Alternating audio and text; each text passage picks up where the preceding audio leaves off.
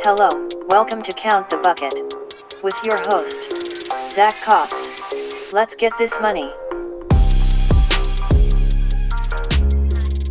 All right. What is going on, everybody? It's your boy, Zach Coutts. We're back with another episode of Count the Bucket. I'm back joined, as usual, with my brother BK, Ben and Coutts. BK, say what up to the folks on the other side. What up, everyone? All right, man. Last time we talked mainly about the MVP race. We talked a little bit about who we liked in the East, who we liked getting into the finals. A lot of the East teams were being aggressive with trades, which we liked. We talked a lot about that. But more importantly, we talked about that team out in LA, the Los Angeles Lakers. And I got to say, since LeBron has come back from injury, they have not played particularly well. Now, granted, they had that huge win against Boston, which was amazing, but now that you are seeing how Boston's playing, it's not really surprising that LA beat them, but that's another story. A tough, huge game against the Houston Rockets that they pulled out, but then some ugly losses at Memphis, at New Orleans. Luckily enough, last night LeBron was able to put on the Superman cape and went into playoff mode, and of course silenced everybody with his lockup defense on the last possession. I don't know if you caught that against Drew Holiday. Oh, I caught that. That was some pretty good defense, if you ask me, against one of the better guards in the NBA, Drew Holiday, and then proceeded to hit one of the most, I call, game three-pointers I have seen from LeBron this season with the fadeaway three from the corner, and he held up the three. Little Dirk move. Little Dirk fadeaway, you gotta love it. So they sit 3 games out of that 8th spot. San Antonio and LA are tied for 7 and 8 currently. You got the Kings a game ahead of the Lakers. You got the T-Wolves, don't forget about them. They're a game and a half behind the Lakers. As it stands right now, how confident are you that the LA Lakers will make the playoffs? I am pretty confident. I'd say I'm pretty confident. Yeah. Now, the only thing to keep in mind is here, they do have a very difficult schedule popping up. And that includes Giannis coming to town tomorrow night or Friday night, whenever this podcast airs. So that's going to be a tough game, I'm pretty sure. Then they have the Celtics coming up on a primetime night. The Raptors, they got a lot of playoff teams. I want to say they have like the 4th toughest schedule for the remaining of the year. I think it was 5th, but yeah. 4th, 5th. Either way, they I don't want to, obviously it was a great win. I don't want to sell them short on that, but no Anthony Davis in the 4th quarter. This Pelicans team, they got some young talent, but you're barely beating the Pelicans at home. Yeah. I'm struggling to be confident with this team. I still haven't seen what I want to see from the bench unit. LeBron's going to give you what he's going to give you. Kuzma is going to give you what he's going to give you. Ingram's been playing much better lately, but I feel like LeBron knows what he's going to get from Ingram too. I'm hearing reports that Lonzo is going to be reevaluated in a week. I need him back if there's any hope in making the playoffs. What's your thoughts on that? See, my confidence doesn't really come from this team. It comes from more having faith in them making moves in the future. I think the way the team is now, definitely not built for the playoffs. I mean, obviously you have LeBron and his pieces, but my confidence comes in the fact that they got to get someone in this buyout market. They got to get somebody. They got to add something to this team, or they got to do something. They can't keep the team the way it is right now. Yeah, I mean, when they go small and they have LeBron and Kuzma out there as their 4 and 5, I mean, teams with bigs they're going to destroy that. Yeah. And I know me and you have talked a little bit about it, just texting back and forth. Like a guy like DeAndre, if that's a discussion. I mean, there's not many other big. I feel like they just need a defensive presence, especially with like they're good on the perimeter. Don't get me wrong, but interior, you can just tell they're really going to struggle against teams that can That's penetrate. why I didn't understand why they got rid of Zubac. I thought he was a good addition to the team. He was starting to play well. I guess they wanted to go the route of Muscala to get a little bit more spacing for LeBron. You know, I didn't really understand that move either, but Magic's gonna have to be active. Now, I want to shift real quick because obviously this has been in the media, the national media for a couple days now. LeBron James has been getting some of the biggest criticisms that I've ever seen in his career in terms of his effort, in terms of his comments, in terms of his leadership style. Hmm. To me, when he had teams in Cleveland and when he had teams in Miami, it wasn't like this team in LA. It was a lot of veterans. You Hmm. know, the young guy on the Cleveland team was Kyrie, and he was so talented that he led by example. D- to me, it feels to me like LeBron is trying to do some tough love right now, and I don't know if that's really going to work for this team. Hmm.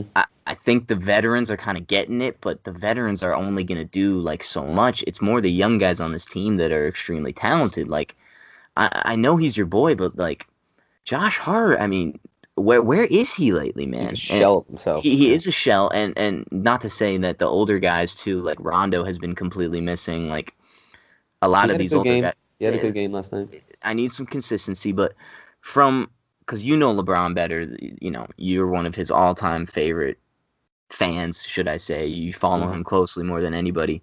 Is is is his body language different? Are you seeing like some of the clips on defense? I'm not gonna lie, they look bad. Like, do you understand why maybe some of the Lakers young players are like, bro, like what the fuck, man? Like you're saying all this stuff, but yet you're going and recording an album with 2 Chainz, and you're doing this show, and you're doing this show, and you're drinking wine and not giving a shit, and then you don't play defense, like, bro, like, you know, kind of reap what you sow type of thing? Like, or how do you feel on how LeBron has been trying to lead this team? Right. Well, first of all, with the defense thing, I feel like this is the same thing I heard all of last year when he was trying to play every game. He was putting on the Superman cape. You're going to take some plays off.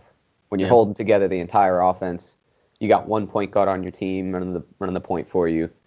You're going to take some plays off on defense. yeah. I think last night was a great game where he showed people that when he needs to play defense, he's still got defense. For And for the last possession though, I mean, there were times in that game where he just let Anthony Davis go right to the rim, or right. Julius Randle right to the rim. You know, it's I just don't- He's not the guy that should be guarding those guys to begin with, though. That's big men assignments. You got to have JaVale on them.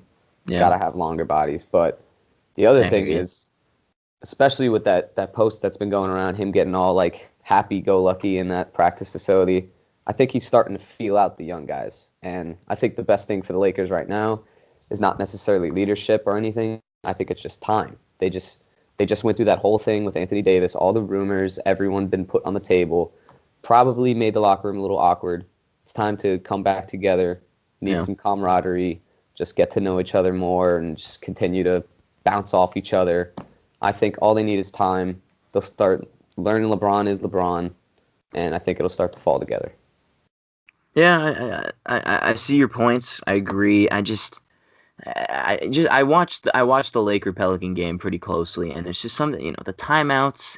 His body language was a little off. Oh yeah. I don't know. I feel like he just might need to take a different approach. And I hear everybody saying this is LeBron James. Like he did not come to the Los Angeles Lakers to be buddy buddy with Kuzma No. and Ingram and mentor them. He came to win right Right. away, which maybe those young guys haven't quite understood yet. But I don't know. I want to see a little bit different of a leadership style from LeBron because LeBron is often the vocal leader and the leader on the court. But I think right now he's just playing like he's just kind of being like a sour like if you're not gonna play then I won't play. He's just trying to do some tough love. And I don't know if he's trying to send a message to the upper management because they did a crappy job of putting this team together from the beginning, or I don't know what it is. But I hope we see something different. I still like their chances to make the playoffs. I know you think the Clippers might fade, but man, they got some good. They just play tough, man. They got some good talent on that squad. I don't know if they fade. I don't know if the Spurs fade because they just got DeRozan and Aldridge. Uh, They're gonna need some help if they're gonna get in, but I could see it happening. And if they do, I don't think anybody would want to play them. I think I forget who said that, either Magic or Rob Pelinka, but nobody would want to play them if they get into the playoffs. Well, if you also saw tonight, guess who just dropped to the 2 seed? Yeah, Golden State. Mm-hmm. So that's a perfect scenario for the Lakers. Slide right in, get a first round against the Nuggets, see what happens. We'll see. Yeah, that's true. All right, so let's transition a little bit. We'll go across the conference to the Boston Celtics, who have looked like they just look scared. They just don't look like the same team that we saw in the Eastern Conference playoffs last year with the youth and the speed and the tenacity on defense. Mm-hmm. I don't know if they might just be playing bad basketball. Like, you know, teams go through stretches where they're just not hitting crap and they just, you know, you don't win games. That's what happens. Do you think Kyrie has been a distraction to this team? Or do you think it's just as simple of they're just not playing well right now? They're just not playing good together. I mean, they got absolutely shellacked by the Raptors. That was embarrassing the other night. Yeah, I don't know if I can put all the blame on Kyrie. I know he gets a lot of flack for everything he's been doing lately, but last game was not his fault. He put up some good numbers. And the other thing I've noticed from him this year is he's been passing the ball way better than usual. Mm-hmm. His assist numbers are way up than I've ever seen. Yeah. So he's trying his best. It's just the odd collection of pieces. Gordon's still not really what they thought he'd be when he'd come back. You still got all the young guys trying to jockey for position. I'm sure Tatum wishes he was having a better season than he's having right now. I think it's about just finding roles right now, and it's been tough on them this season. Yeah. I'm gonna give you a stat that I saw the other night. This is the last 6 games with Kyrie Irving. They are 0-6, averaging 106 points per game with a differential of -8. The last 6 games without Kyrie Irving, they're 6-0, averaging 115, and their differentials +13. Now, obviously, you know, you don't know who they're playing in those 12 games as a sample size, but that's a little significant to me because I feel like when Kyrie's not on the floor, that these younger players might know their roles a little bit better. Jaylen Brown might feel more confident when Kyrie's not out there because when Kyrie's on the floor and he has the ball in his hands, Jaylen is not really an off-the-ball type of player. He doesn't really know what to do. He's not a spot-up shooter. You know, he's a good slasher, but he struggles to know what to do. I'm really wondering. I mean, this is kind of like last year what we saw where people were like, yo, they don't need Kyrie, man. He can walk. Like, they'll be fine. They got the young assets. Like, do you agree with that narrative, or do you think you need that clutch guy like Kyrie to close out a game? I agree with that narrative only for the regular season. Mm-hmm. When the playoffs come around, you're going to want Kyrie Irving on your team. Because like you said in the last one. They were one game from the NBA Finals last year, man. You know? I agree, but that was just coaching. That was a weak East that year, in my opinion. I think a lot of the players stepped up, and I got to give them credit. But you put Kyrie Irving on that team, I think they might even beat that Cleveland team that year. I don't know. Yeah. You have a guy who can go head-to-head with LeBron in the fourth quarter. Yeah. I don't know. Yeah, I don't know what's going on with them. I mean, they're sitting comfortably in the 5 spot. You know, they're in no particularly jeopardy of falling out of the play. You know, obviously not. They just NBA. You know, the regular season doesn't matter that much, but what does matter is you want your team to be together and playing well heading into the playoffs. You know, it's hard to get the first round, and as it stands right now, if they had a first round series against Philly, and you're gonna play like this, you're not winning that series. There's Honestly, no way. I'm more concerned with the locker room right now than how they're playing.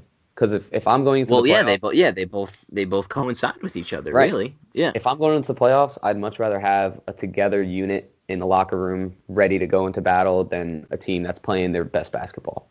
Maybe that's my personal opinion, but I feel like when you have a group of guys that are rallied together, they'll be ready for the playoffs. They'll accept their roles, and they're ready to take it up a notch. Of course, and that's how 4 years in a row how Cleveland was able to do it. Because even though maybe they slacked off a little bit in the regular season, when it came playoff time, they were together. Everybody knew their roles, and you ride the coattails of LeBron and Kyrie, your team's going to do pretty well. So, I just like back to that Celtics Toronto game. I want to make a point. Toronto, I'm sorry, their roster is scary. Yeah, they look good. They are deep. And they don't even have Fred VanVleet back, who's a great backup point guard. One of the best, yeah. I saw a tweet. It was like the Toronto comprised a championship roster, whatever, going for a championship roster without a single lottery pick. Yeah. I guess Kawhi is barely a lottery pick, but he wasn't, right? He was 15th, if I'm not mistaken. Yeah, 15th. Kawhi was 15th. Marc Gasol was second round. Ibaka was late first round. Jalen was undrafted. Van Vliet was undrafted. Norman Powell was second round. Siakam, like they really put this team together with like no top 10 talent. It's super impressive, and man, yeah, they're going to be a problem in the playoffs if they keep that depth. I really like their squad. All right, so we'll move on. Talked a little bit about the Lakers in the Western Conference.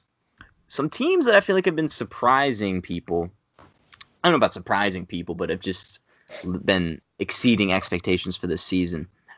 The Portland Trailblazers went into Boston the other night and thoroughly, I think pretty sure from start to finish, like handled that game and were leading the entire time. This is a team that every year it's kind of, for me at least, it's how far will Dame and CJ take them, right? They have a great coach. Terry Stotts is one of the best coaches in the league. They have some good young pieces that they're trying to integrate in. Zach Collins they're trying to get in. They got Seth Curry. But then they have a lot of good veterans like Evan Turner, Al Farouk. Yeah, they got some really good bench pieces. Myers Leonard is actually just added Kanter. Pretty fairly decent player. And then they go in, like you said, they add Enes Kanter and Rodney Hood. And these guys have been, I mean, pickups that have really, really helped this team. They sit at the 4 seed. I mean, how far can the Portland Trailblazers go? Are they just going to be that team that loses a playoff series in the first round? Or do you think they're an actual legit threat to the Warriors and, I guess, Rockets as contenders in the West? I have a hard time buying the Blazers. It's just every year I feel like they have the same roster. I feel like they're just one solid wing player away from being an actual contender. They've always had Al Farouk. They've always had Mo Harkless. Just kind of strung them together to have good defenders, but your boy Nurk though. Yeah, he's a problem. He's really brought a physical presence to that team. He's definitely a problem, and having Kanter backing him up too is exactly. Him and Kanter, that'll be a problem for most teams. I think like you said, it's kind of hard to trust them, but this year they've been insanely good on the road. Which whenever a team is good on the road, I think that speaks testament to their coaching and their depth. And if you have good coaching and good depth in the playoffs, I guess the depth part doesn't really help you as much. But, man, the Rockets would be a bad draw for them in the first round.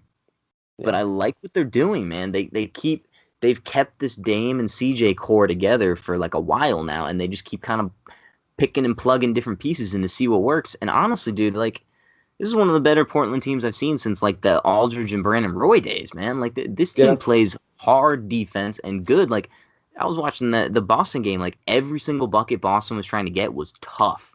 Like it was a tough bucket. They got athletes. No easy shots. Like Stotts is on these boys. If you would be more confident in, we'll talk about this team too, who they're currently playing, the Utah Jazz as we speak. The Blazers and the Nuggets, I feel are pretty similar. They both have kind of, the 2 stars and then a lot of young depth, which has been to their advantage this year. Obviously, Denver's got one of the best records in the league, and they have their MVP candidate in Jokic. What is going to stop the Nuggets this year? Is there going to be an excuse for them not making a run in the playoffs? Like, if there's a year where they should make the finals, I'm trying to, like, this is the year. Now, I don't know if I'd go as far as to say finals, but if they're not making it to right before the Western Conference Finals, it'll be a disappointment. I mean, as the 1 seed, I hope they would get there. Yeah, as a 1 seed, I would expect a conference final.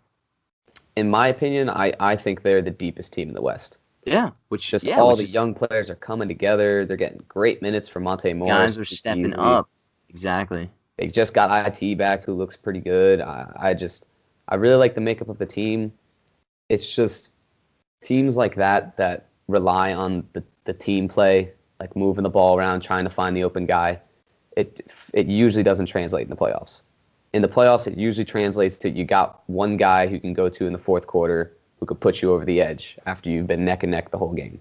And I know they got Jokic. I love Jokic. He's one of my favorite players. I think he should be an MVP candidate. For sure, yeah. I don't know if you're going to him at the end of the game with the ball. And then who else do you trust? Do you give it to Jamal? Maybe Yeah, I well, don't know he's if Jamal has it in the tank. Do you yeah. give it to IT? I don't think IT is the same No, player. yeah. So it's a really well put together roster. I just think it's one more star away from being an actual title contender. Yeah, and I see your points. Obviously, you follow the Nuggets pretty closely, I know, but I think if they do have Jokic, and I don't even if they go to him at the end of the game, I don't have a problem with that because the thing with Jokic is when he has the ball, he's a threat in Oh yeah. any type of way, which I Mm-hmm. like. But let me lay this question for you: if the Nuggets are going up against these three teams in a 7-game series, are they going to win? Warriors, Thunder, Rockets. That's a tough one. And Uh, as we know, in this league, it's a star-driven league. Everybody says it. You right. need stars to win. Those three teams I just mentioned, they all have 2 stars or Yeah. more, or 4 or 5, Or like the freaking 5. Warriors. Yeah. So that will be the big test for me for the Nuggets. Obviously, if they play a Sacramento, an LA, either Clippers or Lakers, if they play the Lakers in the first round, I expect the Nuggets to win in a 7-game series. Obviously, I'm never going to count out LeBron James if they make it to the playoffs. They That would be might the be favorite. the worst draw for them. But then I would expect the Nuggets with home court advantage to pull that out. Then after that, I mean, then you might have to play the Rockets, the Blazers, the Thunder. So we'll see. I think this is a huge year for the Denver Nuggets, especially if they I do. finish 1 or 2 seed. It's crazy to me because they go from just on the fringe of making the playoffs and with a disappointing last game not making the playoffs to being in like the 1 or 2 spot for pretty much the entire season. It's been just a ridiculous turnaround. Yeah, no, it's impressive, and you got to credit Malone for the coaching job. Some of these young guys, I mean, Monte Morris and Malik Beasley, you mentioned their names before. Like they're legitimate NBA players now. Like Mm-hmm. they're bringing a lot of good stuff to the table, and they're one of my favorite teams to watch. But we'll see. It'll be interesting to see. I mean, if they match up against the Warriors in the conference finals, I mean, we might as well just I mean, push it who else? through. That'd be Who are yeah. we not saying that about? But That's very true. But OKC, I'm still hoping OKC, man, yeah, we'll see. or the Rockets. You never know if they're healthy. Yeah, we'll see. All right, well, we'll move on. Something very interesting that came out during this week, NBA. I don't know if it was like officially the NBA or if it was like a list of GMs and coaches to bring all together. They came together and they put together the NBA's top 25 players under 25 years old. Mm-hmm. So this is basically the best young players in the league. One of these guys on this list, actually three of these guys on this list are MVP candidates this year. So that just shows you kind of what the state of the NBA is currently. Mm-hmm. I'm gonna read off this list I have for you. It is from this is literally the ESPN list, and they have Giannis at number 1, which I don't even know if he should be on this list technically, but he technically is 24, right, or 25. I think So it's 24. I guess he's on the list.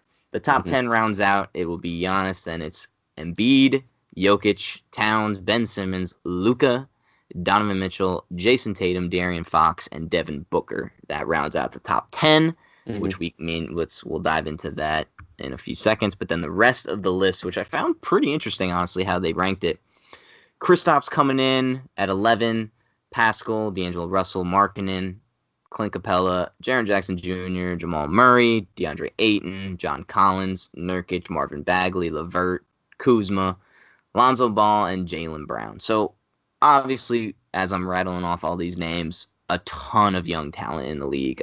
Some of these guys were all-stars this year, if not expect to be all-stars in the next 2 to 3 years. Let's start with the top 10. Did you agree with this list? Would you put some people higher? Would you drop some people out? And yeah, Yes. overall, just give me your thoughts on it. Go ahead. All right. So my immediate reaction is they got to put some respect on Luka Doncic's name. They got to respect 6 that. isn't good enough for you? That's not good enough for me. Okay. I want him above Karl Anthony Towns at 4. Okay. Yeah, That's my first thing. Could probably agree with that. Yeah. Honestly, Karl Anthony Towns this season, actually, given hhis recent games, I should probably reconsider. But I'm not even going to consider that. I'd put Jason Tatum and Donovan Mitchell both ahead of him. Okay. He's proven to me he's soft. I don't really like his game anymore. I don't think he has a motor. He doesn't translate to wins on the T-Wolves. Been pretty disappointed in him. Yeah, overall, a little bit of a disappointing year for the Timberwolves in general. Just it was a whole mess with Jimmy Butler, and they expected to be in this playoff hunt. But yeah, I'm sorry, continue. And the other name that kind of I feel like fell off, which it hurts to mention, but Kristaps Porzingis is not making the top 10. I find that very interesting. I think the thinking there is just his health is the main factor that's probably holding him back. Uh-huh. But assuming he's healthy, I probably like him over Karl-Anthony Towns too. Just a 7'3" guy who could shoot, probably plays defense better than him, rebounds about the same. I'd slot him up there. But besides that, I like De'Aaron Fox. I like Devin Booker. No problems there. So yeah, I agree with all your points. I would probably have Simmons, Doncic, and then Towns, and then Donovan, Tatum, Fox, Booker. I mean the bottom four: Mitchell, Tatum, Fox, and Booker. Those four dudes are going to be around for a while, and they're going to be problems. Giannis, Embiid, and Jokic. I mean, even Ben Simmons at this point, they're all 4 all-stars. Like they're going to be, if they keep it up, they can have the potential to do things in this league that people only wish of. So that part of the list, I don't mind. Towns, you just got to give him some time. He's still young. We understand. I think the more comfortable he is being the guy, I think will help him. Mm-hmm. And I think this new coach is much better fitted for him than Tibbs was. I think Tibbs was very hard on Towns, which he, obviously you need to be coached hard and be able to be coachable. But this young Flip Saunders' son, rest in peace, Flip, obviously. Mm-hmm. But I think he's more offensive minded. He understands how this game is, and he understands the type of talent that Towns is. I don't know if you saw that windmill dunk he had the other night. That was pretty nice. I mean, a guy with his athleticism will be good. I understand your point about Porzingis. I'm not ready to break him into that talk yet with those guys. Obviously, I might be a little bit bitter, but I'm not, because the matter of fact is, like, he hadn't really proved anything yet. I love him to death. He was a great Knick. He was obviously showing that he could be an all-star, but you're 7'3" and you tore your ACL. Like, let's cool the jets a little bit. I'm praying that he has a great career with Luka. I can't wait to watch them too. The rest of the list is where I have a little bit of discrepancies. Siakam at 12, good on him. He's had a great year. I don't know if I would put him ahead of Markkanen and Capella and DeAndre Ayton quite yet. Even John Collins, but... You wouldn't put him ahead of Ayton? I don't think so, bro. He's had a good year. Ayton's 20 years old, and he's averaging like 17 and 10. He's going to be a problem in this league. We know that. Well, but Siakam's putting up 18. His defense has been very impressive. No, I'm a huge fan of Siakam. I just think, to me, this list wasn't more about this season. It was more about going forward. You know what I mean? Mm-hmm. It was more like who are going to be the best players as they grow into their bodies and as they mature, in the NBA. Mm-hmm. Jaren Jackson Jr., he's a rookie. I love him, but I don't know. We just got to cool the brakes on some of these young kids a little bit. Jamal Murray deserves to be a little bit higher. Mm-hmm. Other than that, I don't have a problem with this list. I don't know if you have the list in front of you. Anybody from 11 to 25 that you feel have a strong opinion about? LeVert up there. I'll take that. I think LeVert, we jumped the gun a little bit. Yeah. I want to see how he comes back from this foot injury. Jaylen Brown, I want to believe in him, but he can't. Third overall pick, Yeah, he can't seem to get to the next level. You know what I mean? I feel like everyone's waiting for him to take that next step. And we thought we were seeing it in the playoffs. We were like, damn, he is really balling right now. Definitely saw it. I thought that jump shot was there. It just hasn't really been there this season. I think Nurkic is a little high, I think. Yeah. Maybe it's just because I think he's older than he seems, but he's been solid. I don't really see how much better he gets. Yeah. Is the thing. I'd want to see Kuzma up there a little bit higher. Yeah, I And agree. maybe even Ingram on the list too. Maybe. Yeah, Um, I would probably put Ingram over Jaylen Brown, to be honest, yeah. and maybe even Levert. But yeah, I definitely like John Collins better than Jaren Jackson. Yeah, I He's agree. had a really good season so far. I've been very impressed by him. Him and Trae Young are going to be a problem going forward. Yeah, I mean, arguably Trae Young should be on this list too. I mean, this kid has Hmm. been doing some. That's a great He's point.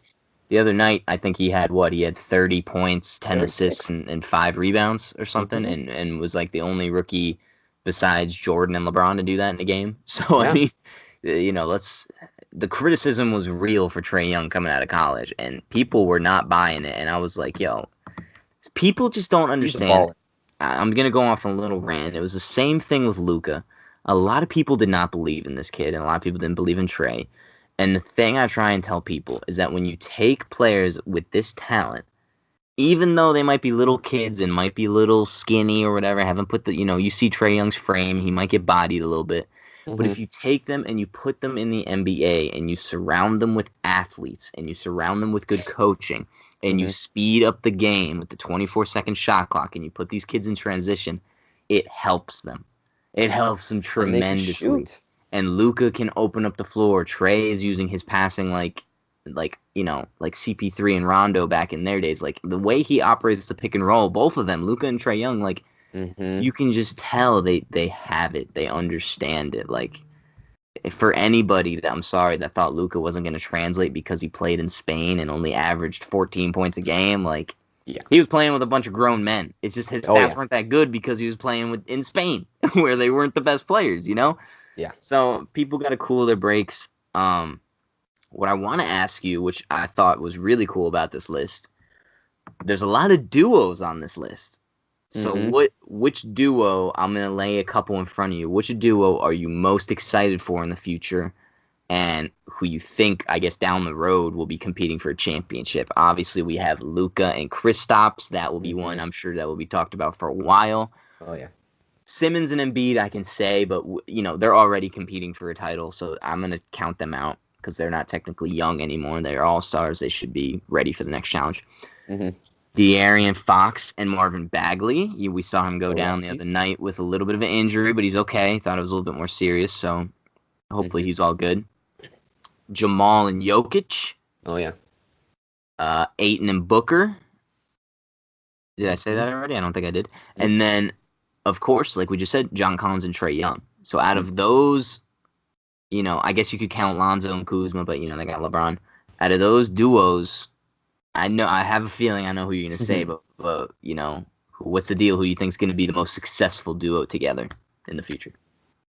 Call me crazy and call me biased, but I'm gonna say Jokic and my boy, freaking Jamal Murray. Yeah, which we've seen this year a little bit, but you think they're Hmm. only scratching the surface? Oh, I think they are. Yeah. I heard Jokic quote the other day. He said he wants to be the Tim Duncan for the Nuggets, which I thought was a great comparison for his game. Yeah. And I think he could have a similar effect to the Nuggets culture where it's all about making the right play, making the next pass. And I think Jamal Murray's perfect modern day version of like a Tony Parker type guard, a Yeah. guy who can get to the rim, a guy who can shoot for you. He's Um, almost got he's almost got a little bit of Tony Parker and Manu in him. He's a yeah, scorer and a facilitator, which I I like. agree. He's a Hmm. he's a pure jump shooter, a little bit more than Tony Parker was. But yeah, I like that comparison. Yeah. Yeah. Um, I, Go yeah, who ahead. would you say?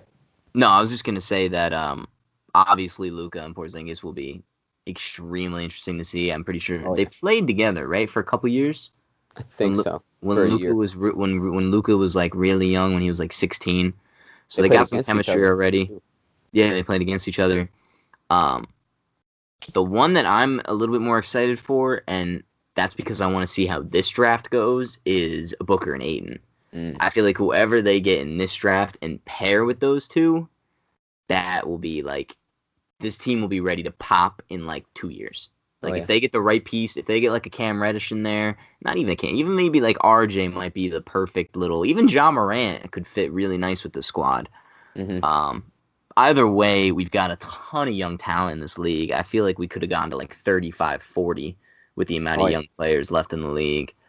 I'm excited. The state of the NBA is in good hands. The MVP of the league is probably on this list. Yeah, and that's scary. Yeah. Moving on, we're just gonna talk real quick about my New York Knickerbockers. I think I'm gonna go out on a limb, and I think the Knicks got to steal the draft. What do you think? I'd have to look at the draft again, but I'd say they definitely got a top 5 steal of the draft. I'd agree with that. Mitchell Robinson, they drafted with, I believe, the 32nd or 34th pick. I can't remember. Mitchell Robinson, this kid was a McDonald's All-American, 5-star recruit out of high school, was committed to go to Western Kentucky, but then some things didn't work out with his eligibility and whatnot, and he just decided not to play college ball, which completely fine. Did not play organized basketball for an entire year. Drafted by the Knicks. He currently, let me say this for you one time and for the people listening. I don't know how many people are listening at this point, but you know what I'm saying. He is the 3rd best shot blocker in the league right now statistically. Mm-hmm. 3rd best in the league as a rookie. Not even starting. This kid is so raw. He has so much athleticism. He doesn't even know it yet. I'm going to attribute some of his recent success to DeAndre Jordan, who I've heard on MSG Network and everything has been a great mentor for him. How are you feeling about Mitchell Robinson and the rest of this young Knicks core? I mean, I got to talk about my New York Knicks a little bit. Yeah, first of all, I think one of the most underrated things about Mitchell Robinson is how NBA ready his body is right now. He's 7'1" and a solid 240. Yeah. I thought he'd be coming in way more wiry than that. And you look at him and you're like, man, he could probably put on weight. Yeah. He's got that, but he's got those broad shoulders. But I think the craziest thing about his blocking numbers is he's not even playing 20 minutes a game. Yeah. He's averaging 18 minutes a game. Yeah, the per 30-minute numbers are insane. That's absurd to me. I'm pretty sure somebody asked him, if you were starting, how many blocks could you average a game realistically? And he was like, I don't know, probably like 6. 6 blocks a game. And I'm pretty sure the past couple games, he's had like 4 or 5 blocks in every game. I saw a clip where he had 4 blocks in like a 30-second stretch. And what I love about this kid is he blocks jump shots. Oh, yeah. That takes people seasons and years to perfect if you're a shot blocker to block jump shots. It's one thing to stuff somebody at the rim, but to be able to be that presence. Or I don't know, you probably weren't watching, but there was a time, who did the Knicks just beat? The Magic. Whoever was dribbling into the lane, when Mitchell was there, they were scared. Like, you could tell they weren't putting up a shot because he was going to send it the other way. Mm-hmm. It's impressive to me. I love this kid. He's so smart off the pick and roll all of a sudden. Like him and Moutier, him and Dennis Smith have got a nice little chemistry going with like the alley-oops. You could just tell he's very coordinated too for his size. Exactly. And I don't know if he just didn't have the confidence when he first came in, or they were just trying to work him in slowly because, again, he didn't play any type of organized basketball. It was literally just training with his trainer, which I have no problem with. A lot of people do nowadays. But, yeah, this kid, man, he's just got to keep learning, keep it up. The Knicks got a good one here. We can transition a little bit. And we'll talk a little bit more about the Knicks young core. But like, even if the Knicks decide to buy out DeAndre, I got no problem now, man. Mm-hmm. I was a big fan of the Porzingis trade when I found out we had DeAndre coming the other way. But look, man, Mitchell, if he can play this way with some bigger minutes, DeAndre, go do your thing, man. We really don't even need you. You're a rental this year, bro. You know. Exactly. Go let him compete for a championship, or at least play in the playoffs. Yeah, but a lot of Knicks fans are getting caught up in the Kevin Durant, Kyrie saga, which, you know, whatever. It's a national story. Understand it. Mm-hmm. Everybody's going to want those types of players in your organization. But we're going to have a top 3 pick, knock on wood, hopefully. Gee, it would be so Knicks if we got like the 5th pick or whatever. Yeah. We have a top 3 pick. We have Kevin Knox. We have Alonzo Trier. We have Mitchell Robinson. We have Moutier. We have Vonleh. We just picked up Henry Ellenson, who was a great pickup. I do not know why the Pistons ditched him, man. Yeah, he's a good He was a lottery pick who can shoot the 3 and is a big body. Yeah, Dennis Smith. DSJ. We got him and Moutier on. I believe we can accept their options for next year. Mm-hmm. So there might be a little bit decision between them two. But whoever we add this summer, like, I just want to, like, I'm going to talk to you Knicks fans right now. Like, let's just be patient. That's what I'm saying. Obviously, if we're in a free agent meeting with Durant, he's like, yeah, look, I'm coming and I'm going to bring my boy Kyrie, then shit. Oh, We might want to make a little bit of moves with these assets, but there's no need. Like, Perry's got us in the right direction. Patient. We got draft picks. We got hella draft picks from the Kristaps trade that we can package to even get more picks in this draft or whatever, whichever one we think is a strong draft. mm-hmm. Good core. I like what they're doing. It's been a long time since I've said that because every single time I thought the Knicks were about to do the right thing, they did the complete opposite and traded away somebody or traded for Bargnani or. Mm-hmm. So we're good. We're good. Let the young kids play. And I saw some tweets after the Magic game when they won and we're actually on a win streak because they blew out the Spurs. People are like, "Why are you starting to win now? Like, this is terrible. What are you doing?" I'm like, Let the guys win. chill, man. Yeah, like, can you not see it on the player's face? Like, yeah, we want a good draft pick, but winning is good. Winning is very, very good for young players. Yeah. It's how it feels. We're still the worst team in the East. Exactly. Don't freak out. I still don't think. Like, I remember I was telling you didn't even know that the odds were going to be the same for the bottom three people. Some people don't even realize that yet. Yeah. That the odds are the same for the bottom three. So as long as we stay with the Cavs and Suns, which I firmly believe we will, like we'll be fine. You just got to pray to the lottery gods. So we'll see. But speaking of, we were just talking about DeAndre. Tomorrow actually is a very big day. I think this podcast will actually be live technically tomorrow. So March 1st is the buyout deadline for teams everywhere. So that means Carmelo Anthony sitting on the Bulls. He's not even on the bench, sitting as a member of the Bulls. He could be bought out. I'm trying to think. We have DeAndre Jordan. We have J.R. Smith, who's just still going AWOL from the Cavs and just refuses to play, which is just weird, by the way. Who else do you have written down? I know you told me you had some candidates. We got Jamal Crawford. I've heard Robin Lopez. Yes, he's popular. Zach Randolph. Gortat, I believe, was one too. Gortat. Yep. Terrence Ross, maybe. Terrence Ross, okay. I saw Rudy Gay, maybe, but he'll probably stay with the Spurs if they're in the playoff picture. Maybe like Trevor Ariza. Yeah. The Wizards kind of suck, you know. Yeah. That's pretty much all I got. So we mentioned earlier we were talking about the Lakers. You said that they need to be aggressive in the buyout market. Who should be their top priorities if they're going to be active at all? Which I'm assuming they're going to try and get one more guy. They might have an open roster spot, but we mentioned DeAndre a little bit. Do you think he's a guy that they really, really want, or should they? Yeah, that's got to be the guy. I mean, not even just DeAndre. I think he should be the number one on their list, but I think they need to add a defensive big. I think that's one of the main things they're missing. Any big men they play against, even like they'll play against the Magic and Vucevic will just eat them alive. Oh, yeah. It's ridiculous. Like, even against the Grizzlies, I saw Valanciunas was eating them alive in the paint. They just, I mean, JaVale is a good help defender. He can block guards very well. He's just kind of a light body. He gets moved around in the post. Dude, watching him the other night, I mean... He's just not a smart defender, too. He's just... The thing that I think we talked about with the Lakers specifically, I know we're talking about the buyouts, but the thing that LeBron needs is not even necessarily shooters for his team. He just needs guys that are high IQ. Mm-hmm. Like, just be able to make the right play and be smart on defense. You know, those Miami Heat teams, they were all filled with high IQ players. Mm-hmm. Even if they were old and kind of like a bum, they still were smart. You know, Udonis Haslem, super smart player. Chris Anderson is a great defender, good pick and roll. Shane Battier, one of the smartest players. Ray Allen, high IQ guy, but can also shoot. Like Mario Chalmers, okay, kind of a dumbass, but still he can shoot. You know, so Mike Miller could shoot. A little bit of a high IQ, not really the best athlete, but was smart with it. Didn't turn over the ball. Didn't take dumb shots. Like, I'm watching this Lakers team, and I'm like, Lance Stevenson, like, I love you, bro, but, like, relax sometimes. Don't take dumb shots.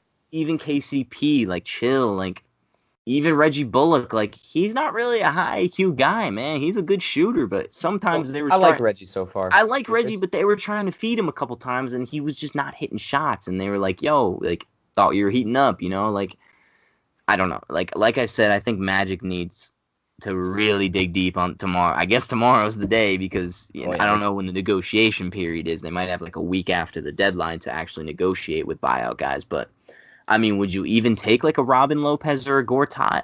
Yeah, absolutely. You would? Yeah, you would just pick up one of them. Add bodies. You have to. Because I'm sorry, but Tyson ain't cutting it either, man. Tyson's a good backup or a good he's 5 third years string. Too late even to be out there with the backups, man. That's what I'm saying. He's just a thin body now, man. I mean, he can give you a good game. He can give you a couple other tip 2 outs, weeks. Bro.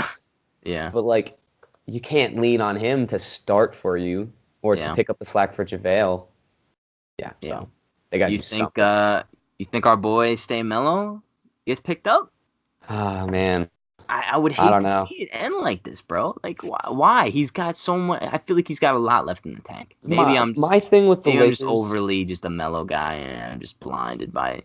My thing with the Lakers is, honestly, at this point, like, how much worse could your locker room get?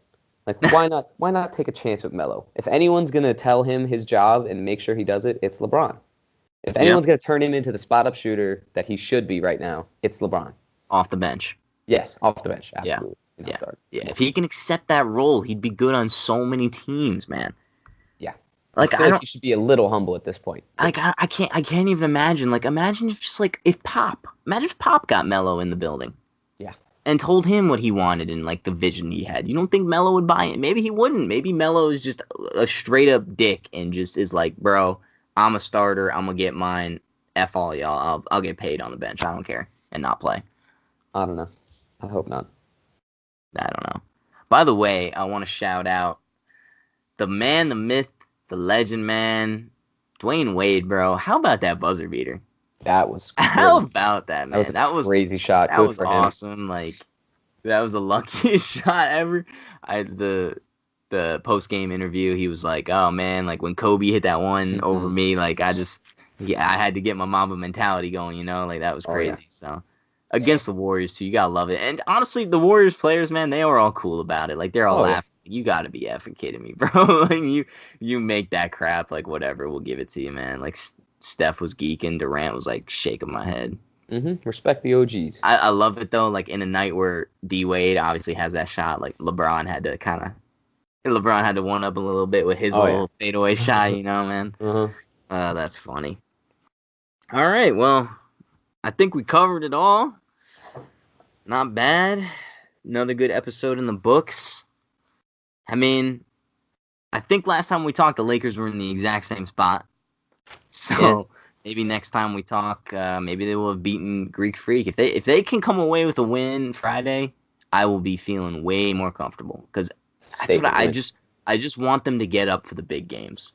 I got no problem with the Lakers if they're going to be the type of team that plays down and plays up to their opponents. That's all I'm hoping right now.